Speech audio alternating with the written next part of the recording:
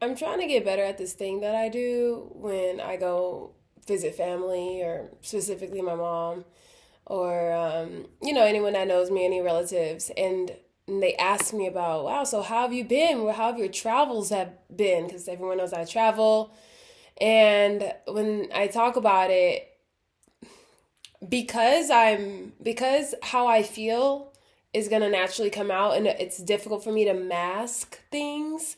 It comes out as if there's a disdain for the United States, and that there's an affinity for the countries that I choose to travel to. But to me, that's just what it is. Like my mom, she told me that I feel that she thinks I feel I'm better than other people. And my mom has narcissistic tendencies, so she says a lot of things about me that sometimes I don't necessarily agree with. So, but with everything that she tells me these days, I do take a moment to look at myself and to ask myself, do I agree, or why do I think she said this? Is there any truth to her statement, basically? And when she said that to me, like, you think you're better than other people, and she was saying that as a response to how how I travel, in my commentary about my experiences, just everything that I've internalized from the experience, and how it's helped me grow, and how I feel when I go back to, like, where I was born, where I grew up, and where pretty much my entire family still resides. So I looked at that comment, and I looked at myself, and I realized that I think what she's saying, because if you just ask me straight up, do I think I'm better than other people? That's an interesting question. Like, do I think that my life is better than other people? Yes. Do I prefer to live my life? Yes. Would I trade my life for other people because I look at their life and their life is better, or seemingly better? Would I trade my position for theirs? No. I like the life that I'm creating because it is authentic and it is true to me, and the desires, they're desires that have arisen within me. So I feel like they're desires that have been given to me, placed upon me by God. And so I have been actively seeking after those things, planting seeds, so that my garden, which is my life, reflects my personal desire. So, and when I look at other people's lives, do I think that they're doing that same thing? Do I think that they're living with the same type of intentionality? Specifically my family. I can't talk about the entire world, because I know there are plenty of people that are on the same spiritual evolutionary journey that I'm on. So they're building their own respective gardens that are beautiful. But again, do I think that mine's is better than anybody else's? Yes. But I think what she really was trying to say in that, I think more of an accurate statement would be, or actually not an accurate statement. I think if what she was actually trying to say is that do I feel like I have more value or more worth than other people? Or do I think that my life is worth being fulfilled, and that for some reason God is only blessing me, and because of that I'm better or more special? No, that's not the case. I don't think that I have more value than anybody. I feel that every human is worthy of dignity and respect, and my only desire is for everyone to understand their own potential, and to self-actualize that potential, and to be empowered from within, so that they can create, their own version of a beautiful garden. So, do I prefer my own garden? Obviously. Do I think that I'm better, as in I have more value or more worth inherently just because I'm me? No, that's not the case. So, yeah, but my mom says all kind of things about me. But like I said at the start of this video, I do try to not come off as I don't really know the word for it, because it's not condescending, it's not patronizing, because I don't really tell people. I'm always only speaking of my own experience, right? For example, I like to eat fresh fruits and vegetables, and Is this still recording? Yeah, it is. My computer just shut down. But anyway, I like to eat fruits and vegetables, and they're more easily accessible in other countries. I like to travel to the Caribbean. Let me specify that, because I know the entire world is big, and it's a blessing to have an American passport. It holds more weight than the other places, yada yada. But at the same time, we cannot deny the fact that the food here is just heavily processed. There's added sugars. It's not as fresh. A lot of our tropical fruits and vegetables, they don't even grow here, so it's imported. There's preservatives sprayed on it, coated with it, and the shelf life is designed to last longer. And we're talking about fruits, fresh fruits and vegetables, so they're not actually as fresh. So, but if I talk about this type of conversation, then these are the type of things that my mom would feel like, oh, you think you're better, or anyone for that matter. They might look at these type of things and feel not like a victim, but they might feel trapped. I think a lot of people feel trapped in the United States. I feel like a lot of people feel trapped and held down by kids, by the fact that they have children and they have to work and take care of the children. They have rent to pay, and they have to fund their lifestyle. So, I mean, whether you want to admit it or not, a lot of us, like, for example, just yesterday at one of my jobs, I was working, and this young woman, she still lives with her mom, but she was complaining about how she has to work today, tomorrow, the next day, da-da. And it's for a music venue. So I'm like, well, like, I was curious, like, what is her money going towards? Because for her to be complaining about it, it's almost as if, damn, like, you must need this money. But it's like, you don't necessarily need it, though. You want it. I asked her where she spent. I didn't say these. I don't talk to people like this either, by the way. I've kind of been learning my lesson, and I almost, in a sense, tiptoe when it comes to talking about the lifestyle, quality of life, and things like that. Because I know it's a very sensitive topic for a lot of Americans, because most people are freaking struggling. So when it comes to, like, and then a lot of people don't want to take accountability. Anyway, so she says she works for she lives with her parents, so she doesn't have to actually pay rent. So I'm like, well, where is your money going to? She's like, okay, food.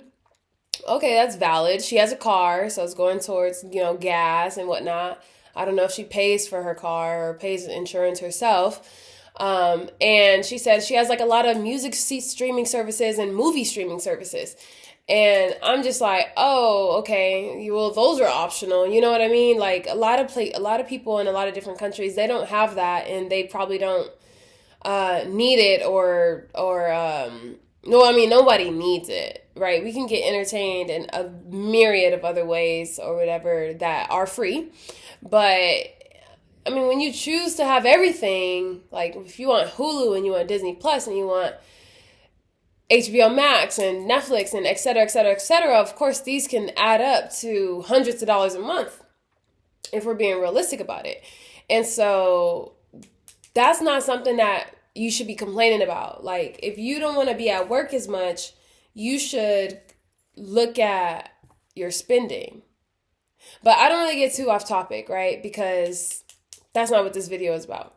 So I'm going to reel it back into the fact that people have a lot of different things that make them miserable and that they struggle for. Like, let's talk about the idea of kids.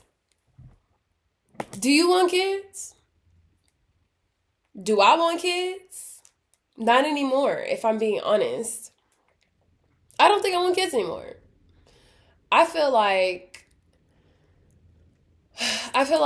kids are beautiful, obviously, but they're everywhere. It's like, if one doesn't come out of my vagina, that doesn't mean that I'm wasting the fact that I'm a woman and that I have a pussy. That doesn't mean that that's a waste, because no, whether I allow semen to start to produce something and create something, or whether I let a thought, a seed, a mental seed, create something and produce something using the energy that lies within me, it's not a waste. That's the reason why I'm creating this beautiful garden, is because I've been channeling and working with this divine feminine energy that I have, this the energy that comes from our womb space, having access to that womb space. Like, I'm such a creative individual. I'm so creative. I have so many different ideas, and I put them to work, and it works for me. You know what I mean? I'm co-creating here. I'm co-creating here with God. And yeah, I feel like children might take away from my attention on this journey and my awareness and the focus that I have on actualizing myself, and reaching my highest potential mentally and everything else. I know a lot of moms that no longer have the time or the energy or the space to work out, to stretch, to do a little Pilates or yoga just in their house. Their at-home gym, their spare bedroom had to become a nursery. And they're just so busy, it just takes all your time away and a lot of your choice and a lot of your options. Like, the fact that I can travel abroad and stay abroad for months, and even if I have someone to take care of my babies, I know, at least I feel, that as a mama bear, I would constantly, and this is what I've heard too, I would constantly be thinking about my child and their well-being and their safety. I would constantly be wanting to talk to them and just look at them and check in on them, that it would take me out of the present moment of enjoying this experience of being abroad and navigating in unknown territories and everything, learning all the lessons that can come with that. And just, learning about myself and the growing and just being present with the locals and exchanging of cultures. Children can take away from that. And then let's not even talk about the financial, because that's pretty obvious. And so, does misery really like company? Because a lot of moms I know, and I love this video, I'll tag her below, but she mentioned how, back in the day, women weren't able to choose whether or not they wanted to have children, especially women that look like me. They were bred, they were on breeding farms. They were forced to have children. They were forced to be mothers. They were forced to take care of children. And in these days, we have the ability to choose. Not only do we have birth control, we have the ability to kick the baby out, even if it started growing. So, and I think that the ability to choose is a beautiful thing. So yeah, that's kind of where I stand on that. And I want to know what y'all's opinions are. I think it's beautiful that these days we are getting more comfortable with the idea of our own personal sovereignty as women, and living for ourselves. And F when people say that it's selfish, because we're talking about a creature that doesn't even exist yet.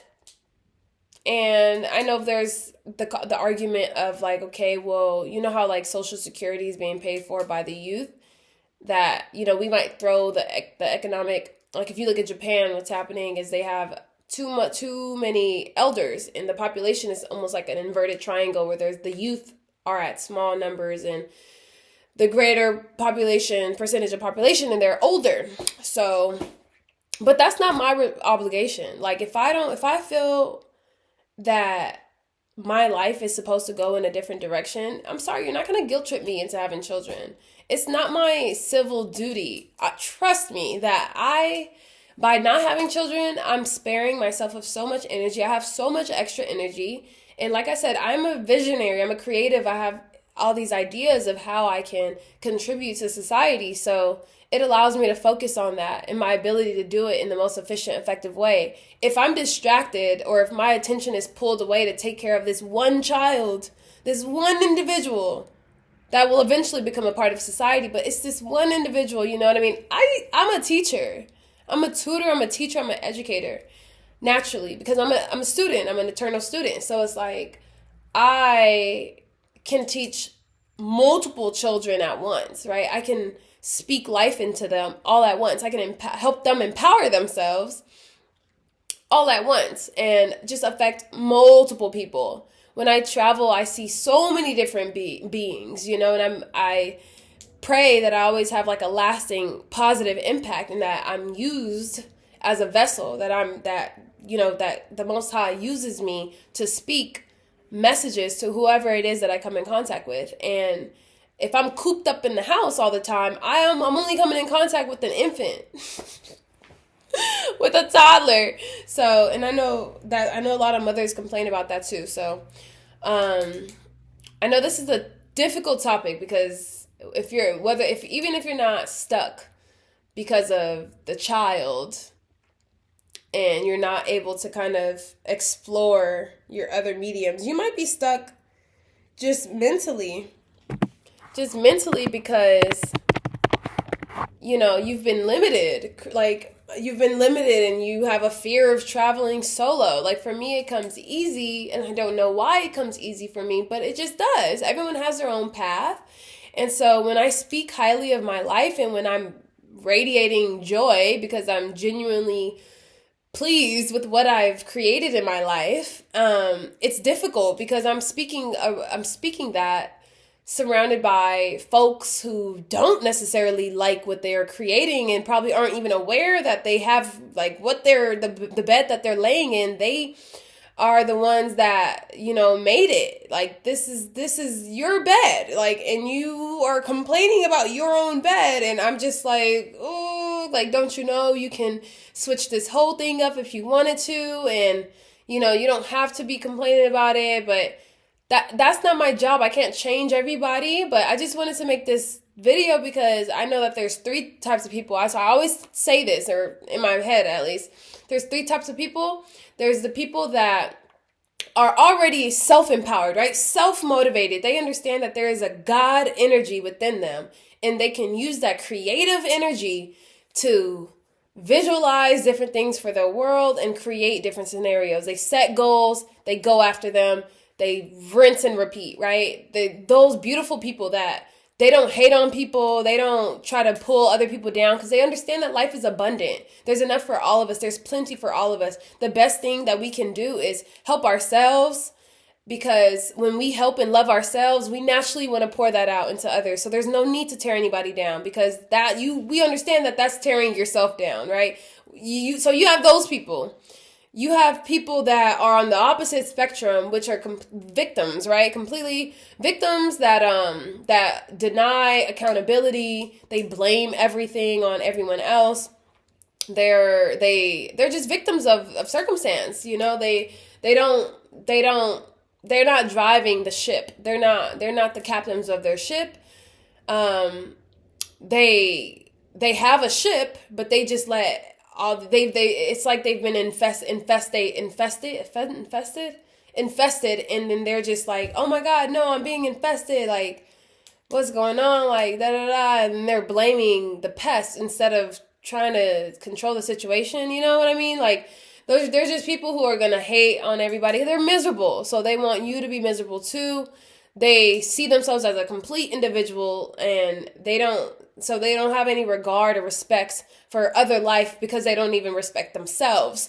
So you have those spectrums, right? But then you have the people that are in the middle, and I pray that I'm only really talking to the people who are on their journey somewhere on this side, somewhere in the middle, or somewhere who you're already empowered, and maybe this is just a reminder, or maybe you just want to support me and hear how I have to express. Like, you just want to hear one of your reflections explain what you already know, right? Just so you can sit with it even deeper in it, and just really just sit and marinate in it, because I like doing that too. But you have the people in the middle. They're on the fence, like they haven't really had the awakening yet, or maybe they have. They've started to notice and realize certain things, and they could be pulled either way depending on whose voice is the loudest. But you want voices like mine to be louder, so you seek these things out. And and if that's the case, then you're doing great. Like, if that's the case, you're doing great, and you'll have an amazing, beautiful life. You just have to be patient with yourself and not listen to the naysayers, because they're projecting. They're just projecting. They're miserable and they want company. They want you to go to their side. And so, but peaceful and joyful people, we want company too. So we're content by ourselves, but it doesn't hurt nor harm us if you join. And actually it helps us. Because the more of us that are out here, the easier it would be to just live in our happiness, to live in our joy, because we can share our experiences of being abroad without people feeling threatened, or without people feeling like you're showing off or you think you're better. So with that being said, y'all, I hope you enjoyed this video. Subscribe. Let me know what you think about this type of video structure. I literally have nothing written down except YouTube topic, happiness when surrounded by misery and when misery loves company. So I'm just going to name this video that. Yes, stay blessed, y'all. Peace.